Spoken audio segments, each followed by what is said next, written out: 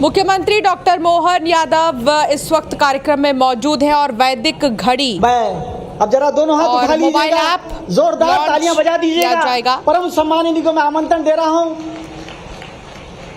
माननीय डॉक्टर मोहन यादव जी।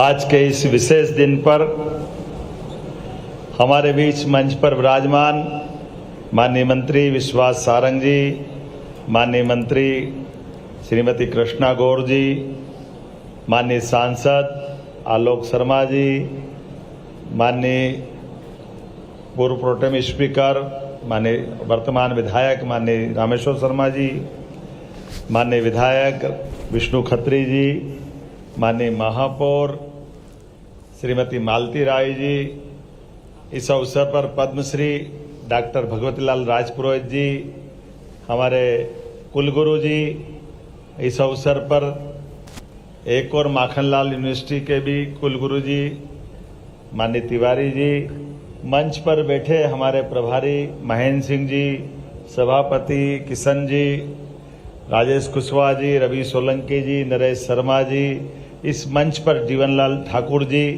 और इस अवसर पर माननीय वीर जी, और नाम पीछे भी काफ़ी है और आगे भी हैं, सभी माननीय कुलपतिगण, सभी अलग अलग विषयों के विशेषज्ञ वैज्ञानिक, डायरेक्टर, हमारे डीजी एमपी सीएसटी, इस अवसर पर मौजूद समस्त आगंतुक अतिथिगण और आप सब।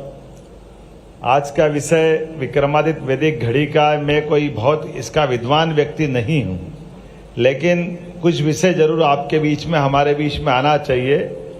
कालगणना की दृष्टि से लेकर के हमारे लिए आज के समय में जब हम बात कर रहे हैं तो ये कालगणना 300 साल पहले तक हमारे देश से दुनिया में जाती थी, और देश से दुनिया में जाने का तरीका भी हम सबको दोहराने की जरूरत नहीं है। हम सब सौभाग्यशाली हैं कि हमारे अपने व्रत त्योहार भी, जितने त्योहार जन्माष्टमी से लेकर के, ये सारे त्योहार अंग्रेजी तिथि से नहीं आते। संयोग से वो अंग्रेजी तिथि पड़ती है तो हम मान लेते हैं कि ये अंग्रेजी तिथि की है, लेकिन अंग्रेजी तिथि वो बदलती रहती है। लेकिन अगर हम ये देखें कि हमारे वर्ष की गणना का जो हिसाब तिथियों के माध्यम से बनाया गया, तो ऋतुओं को भी बांध के रखा है। हमारी 6 ऋतुएं हैं और 6 ऋतु कमोबेश उसके आसपास ही घूमेगी।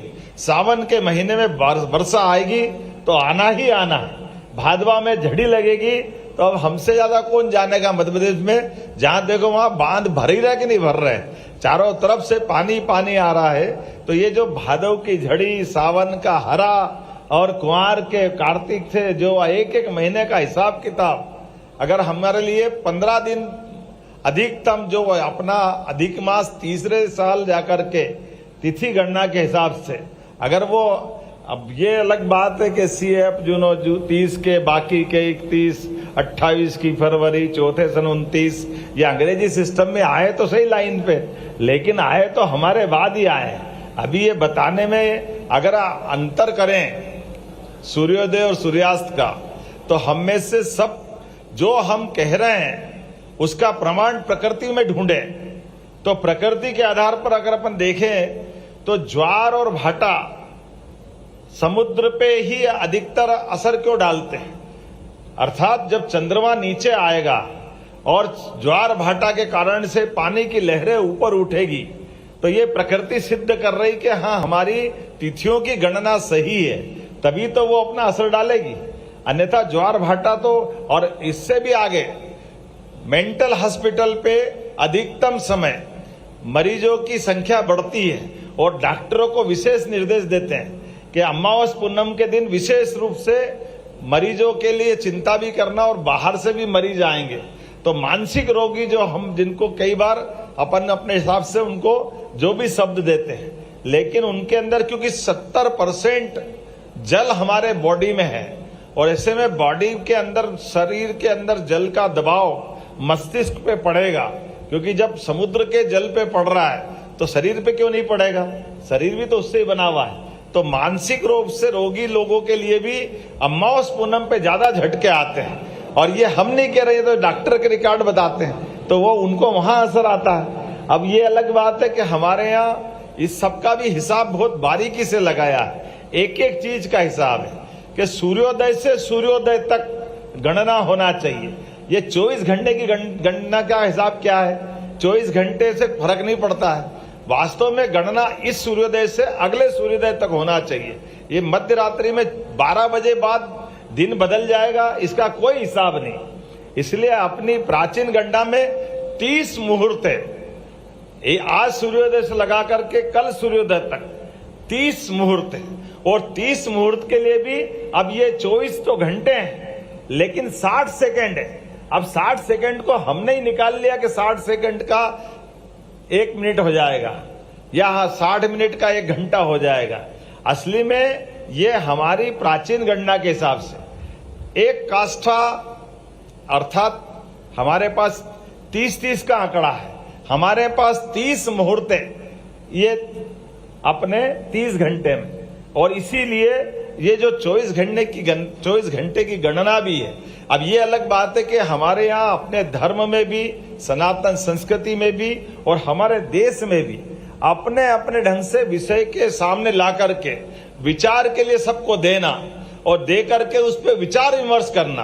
कोई बंधन नहीं है कि आप इस पे अगर ये बोलोगे तो आपको सजा हो जाएगी, आपको फांसी हो जाएगी, आपको मृत्युदंड मिल जाएगा। लेकिन इसी काल गणना के आधार पर इतिहास गवाह है, किसी वैज्ञानिक ने कहा कि ये पृथ्वी की परिक्रमा सूर्य करता, किसी ने लिख दिया और उसने कहा नहीं आप गलत कह रहे हो, सूर्य की परिक्रमा पृथ्वी कर रही तो बेचारे को मृत्युदंड से भुगतना पड़ा था। ये हमारी गणना का, हमारे द्वारा विचार व्यक्त का तरीका नहीं, लेकिन अतीत का इतिहास है इसी बात के लिए कि जो एक बार कह दिया उसको बदलोगे नहीं। अरे भाई क्यों नहीं बदलना चाहिए? काल के साथ कई सारी चीजें सही रूप में सामने आती है तो आना भी चाहिए। लेकिन आज उन सारी बातों को करने के लिए जब हमने अपने काल गणना के आधार पर, और कितनी वैज्ञानिक तरीके से बात निकाली जाती है, खगोल की जानकारी के लिए अगर सूर्य की गति देखना है तो सूर्य की तरफ आंख उठा के तो नहीं देख सकते थे, तो सूर्य की गति को सूर्य के आधार पर बनने वाली छाया से देखा जा सकता है। तो छाया के आधार पर सूर्य की गति अपने आप पकड़ में आ जाती। इसलिए सूर्य की गति के आधार पर शंकु यंत्र के माध्यम से सूर्य की छाया दिन और रात बराबर कब रहेगा वो अपने आप मालूम पड़ जाता है। सबसे बड़ा दिन, सबसे बड़ी रात मालूम पड़ जाएगी अपने आप। अगर हमने कहा कि ये भारत में है और भारत में भी सेंटर पॉइंट अपना उज्जैन है, और उज्जैन का सेंटर पॉइंट भी ये भी दोलायमान है, और दोलायमान होते होते आज वो उज्जैन से भी 32 किलोमीटर दूर डोंगला में गया है। तो डोंगला में जाने के लिए उसकी जाने आने की स्पीड क्या है, वो स्पीड का भी हिसाब ध्यान में आना चाहिए। वो स्पीड है एक दोलायमान करने में 35 किलोमीटर उज्जैन से इधर और 35 किलोमीटर उधर, तो लगभग 5000 साल, मतलब 27,500 साल लगेंगे आने जाने में। अब 27,500 साल बाद मिल लेंगे, अपन तो पूछ लेंगे सही कह रहा था कि गलत कह रहा था। लेकिन ये गति है, और ये गति कैसे सिद्ध होती है आज भी हमारे सामने भगवान कृष्ण का 5000 साल का इतिहास सब बताते हैं। तो भगवान कृष्ण ने नारायणा डोंगला का बिल्कुल समीपवर्ती गांव है, उस गांव में जाकर के सुदामा और भगवान कृष्ण ने उज्जैन में जब शिक्षा ग्रहण करने आए थे तो एक रात वहां गुजारी थी। ऐसा माना जाता है कि वो भी उसी समय गणना के शुद्ध केंद्र को ढूंढने गए थे, क्योंकि भगवान कृष्ण और बलराम बिल्कुल चोली दाम, मतलब एक तरह से जहां भगवान कृष्ण गए कभी ऐसा कोई प्रमाण नहीं आता कि बलराम वहां नहीं है। ये एकमात्र जगह है जहां बलराम उनके साथ नहीं दिख रहे हैं। सारी कथा कहानियां ढूंढ ले तो भगवान बलराम के बजाय सुदामा मिलते हैं, अर्थात उसमें रुचि भगवान बलराम की होगी कि नहीं होगी मालूम नहीं, लेकिन कृष्ण भगवान की रुचि थी, इसलिए सुदामा के साथ रात गए। तो वो समय गणना का केंद्र ढूंढने गए, क्योंकि सुदामा जी और बलराम जी और भगवान कृष्ण उज्जैन तो रहते ही थे। ऐसे कई रहस्य हैं आने वाले समय में काल गणना के माध्यम से। लेकिन आज हमारे लिए पंचांग का क्या महत्व है, वैदिक गणित का क्या महत्व है, अब तो दुनिया जान रही इस बात के लिए। इसलिए अगर हमारा आज से 10,000 साल पहले भी अगर चंद्र ग्रहण कब हुआ, सूर्य ग्रहण कब हुआ, ये जानकारी चाहिए तो कंप्यूटर भी फेल हो जाएगा। वो पंचांग से ज्योतिषी हमारे फटाक से निकाल देंगे कि कब हुआ था, क्या हुआ था, किस दिन की स्थिति में क्या हुआ। और ये जो मुहूर्त की बात भी आती है, अब मुहूर्त का मतलब शुभ मुहूर्त और अशुभ मुहूर्त नहीं है। कई बार शुभ मुहूर्त अशुभ मुहूर्त में भी महत्व है, बड़े काम के हैं। अब जैसे हमारे लिए एकादशी है, तो एकादशी के दिन मुहूर्त में उपवास करना चाहिए, उसमें गलत थोड़ी है। और किसी मुहूर्त में दान करना चाहिए, किसी मुहूर्त में मित्रता करना चाहिए, तो झगड़ा नहीं करना चाहिए। तो गलत क्या है? आखिर उसमें जो अच्छी चीज छिपी है, एक बार जानकारी देने के लिए तो है ही। सबको मालूम है कि सावन के महीने में घर से बाहर जाओगे तो छतरी ले जाओ, अब उसमें क्या गलत है भाई? सावन का महीना आंध्रा का नक्षत्र भादवा में आ रहा है, तो आंध्रा में अगर आप जाओगे तो अपने साथ अपनी बरसात से बचने के साधन भी ले ही जाना। तो इसमें आप कहीं भी होगे, उसमें गलत क्या है? तो हमारे नक्षत्र, हमारे ग्रह, हमारी सभी प्रकार की तिथियां, इनके आधार पर, और इसीलिए अब पूर्णिमा होगी तो पितृ कार्य, और अगर हम अपने निर्धारित काम से अवकाश ले लें, अब तो हमने अपनी विधानसभा में भी लेबर एक्ट में संशोधन कर दिए। गया जमाना के भैया 8 घंटे के अलावा नहीं करोगे, अब तो आपके काम के आधार पर, क्योंकि अपने इन त्योहारों के आधार पर काम प्रभावित नहीं होना चाहिए। तो हमारे यहाँ तो तुम 8 दिन की संडे सैटरडे की कौन सी बात कर रहे हो? हमारे यहाँ तो महीने भर काम करो, अमावस के दिन की छुट्टी करो। आज भी गांव-गांव में सभी क्षेत्र में अमावस के दिन काम की छुट्टी है, बाकी तो काम करने के लिए जीवन पड़ा है। अरे जन्म से लेकर मृत्यु तक ये समय भी अगर नियत है तो काम करने की ललक भी हमारे जीवन के साथ जुड़ती है, उसमें कोई अवकाश थोड़ी आता है। लेकिन अवकाश को समायोजित करते हुए शरीर को विश्राम देना है, इस तालमेल के साथ चलना। तो हमारे लिए परमात्मा की दया से ऐसे कई सारे काम है। लेकिन आज मैंने दूसरी बात कर दी, मुझे तो आनंद यह आया है जब आज अपने इस सीएम हाउस के रास्ते पर, ये सीएम हाउस मेरा नहीं है, ये सीएम हाउस 9 करोड़ जनता का, प्रदेश की जनता का ये अपना मुख्यमंत्री हाउस।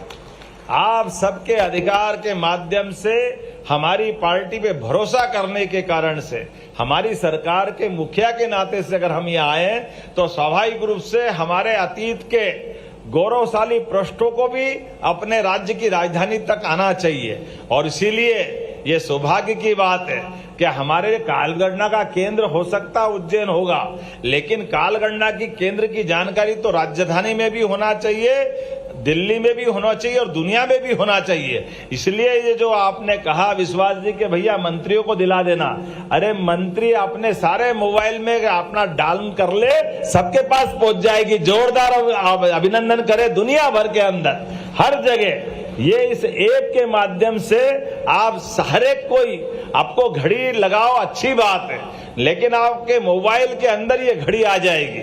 आपके आधार पर आप अपने घर में, अपने समय में, और उस सारी चीजों की जानकारी आप तक पहुंचेगी। और आज के इस सुंदर आयोजन में उच्च शिक्षा विभाग, संस्कृति विभाग दोनों ने मिलकर के जो अच्छा काम किया है कि आज मुख्यमंत्री निवास के बाहर वैदिक घड़ी लगाई है। मुझे इस बात की प्रसन्नता भी है कि अब आजादी के अमृत काल की तरफ हम चल रहे हैं, तो अमृत काल में वो सारे प्रतिमान बनना ही चाहिए जिसके कारण से भारतीय संस्कृति सदैव गौरवान्वित होती रहे।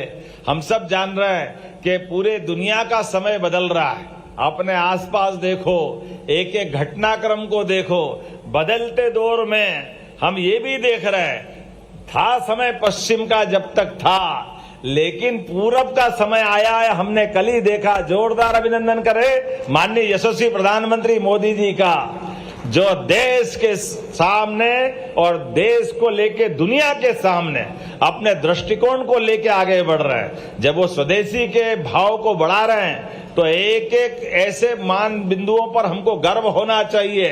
हम अपने उस प्राचीन इतिहास पे भी गर्व होना चाहिए और आधुनिक समय की चुनौतियों से निपटने के लिए दुनिया के अंदर भारत की अच्छाइयों को लेकर के जाने का यही समय है, सही समय है। ऐसे समय में जब दुनिया के अंदर बदलते दौर में भारत का मान सम्मान बढ़ाने के लिए यशस्वी प्रधानमंत्री आगे बढ़ रहे हैं। हम याद करें, प्रधानमंत्री के 2014 के सरकार बनाने के बाद ही 6 महीने से भी कम समय में दुनिया के अंदर उन्होंने यूनेस्को के माध्यम से योग को पुनर्स्थापित करने का प्रयास किया था। जोरदार अभिनंदन करें माननीय प्रधानमंत्री जी का। जब हमने अपने योग को दुनिया के अंदर बांटा, हमारी अपनी संस्कृति केवल भारत के लिए नहीं है, हमारा अपना ज्ञान कौशल विशेषता केवल भारत के लिए नहीं, ये समूची मानवता के लिए है। और इसलिए समूची मानवता के लिए ऐसे सभी अच्छे कामों को लेकर के माननीय प्रधानमंत्री जी के नेतृत्व में हमारी सरकार लगातार काम कर रही है। इसीलिए आज के इस अवसर पर यह विक्रमादित्य काल को इसलिए याद किया जाता है कि 2000 साल पहले सुशासन का उच्चतम मापदंड सम्राट विक्रमादित्य के काल में स्थापित हुआ था।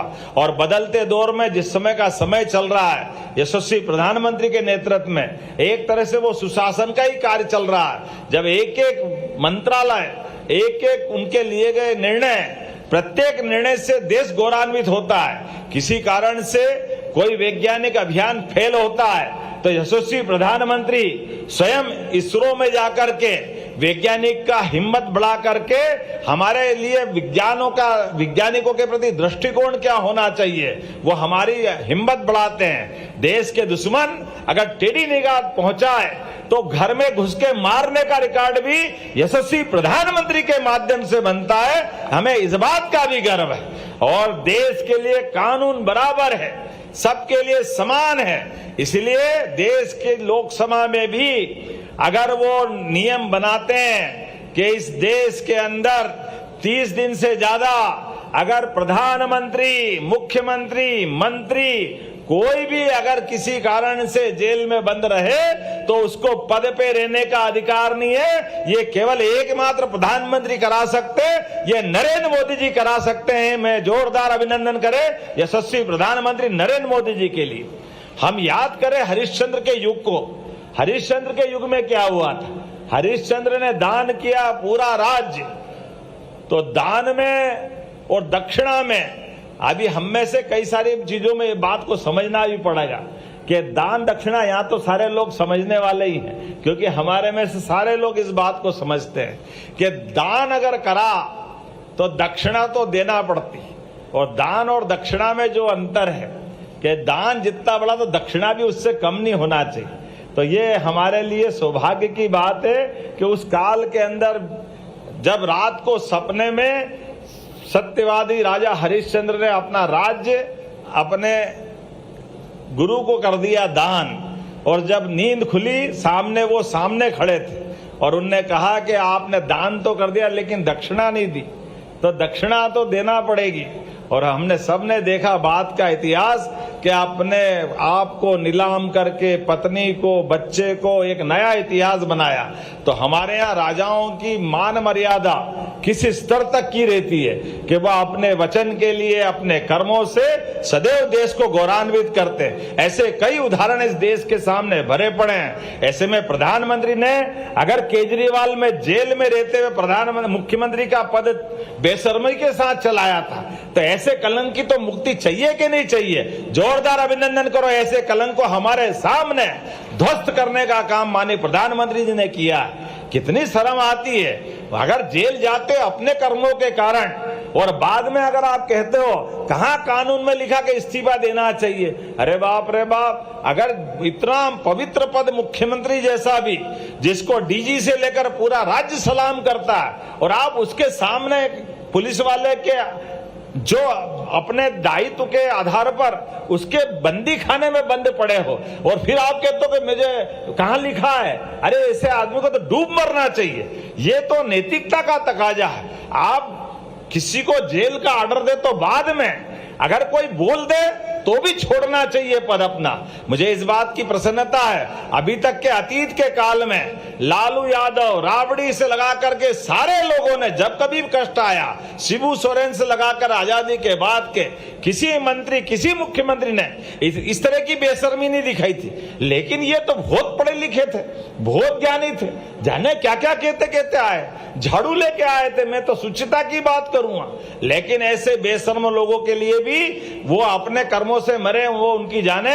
लेकिन यशस्वी प्रधानमंत्री ने जो नैतिकता के बल पे एक एक करके जो अपने अलग सरकार के माध्यम से देश और दुनिया के सामने दुनिया का सबसे बड़े लोकतंत्र को गौरवान्वित करने के जो अवसर दे रहे हैं, वाकई वो अद्भुत है। मुझे लगता है कि आज के समय में सही अर्थ में ये घड़ी सही चल रही है। ये हमारी घड़ी वैदिक घड़ी नहीं है, ये हमारे वर्तमान के भारत के हालचाल दुनिया को बता रही है। असली में तो घड़ी तो दिखावे के लिए है। घड़ी का मतलब क्या है? घड़ी का मतलब गति है। गति सूर्य से पृथ्वी के बीच चक्कर लगाने की, इसलिए सबकी घड़ी अलग अलग है। पृथ्वी की घड़ी अपनी 365 दिन में पूरी करती है और शनि 29.5 साल में करता है। तो ये हमारे नक्षत्र के आधार पर, हमारे ग्रहों के आधार पर, हमारी आकाश गंगा के आधार पर सबकी गति अलग अलग है। लेकिन सबकी गति का अंत सबके भगवान ने दिए गए भाग्य के आधार पर जोड़ी गई है। इसलिए इस बदलते दौर में, बदलते समय में हमारी ज्ञान गंगा की ये जो धारा यहां तक आई है और आगे तक जाए, इस शुभकामना के साथ मैं आप सबको भी बधाई देता हूं और उम्मीद करता हूं कि हम सब इस वैदिक घड़ी का उपयोग करते हुए अपने भी किसी मित्र, परिवार, सगे संबंधी, जानकार, दोस्त, इस सबको देंगे और देने के आधार पर इसकी चर्चा करेंगे। माने हमारे विश्वास सारंग जी बता रहे हैं, मेरे को लगता है सारे लोग मोबाइल ऊपर कर लो अपने अपने, और वो श्रीवास्तव जी कहाँ किस किस ने डाल लिया ऐप में, जरा बताना अपने अपने।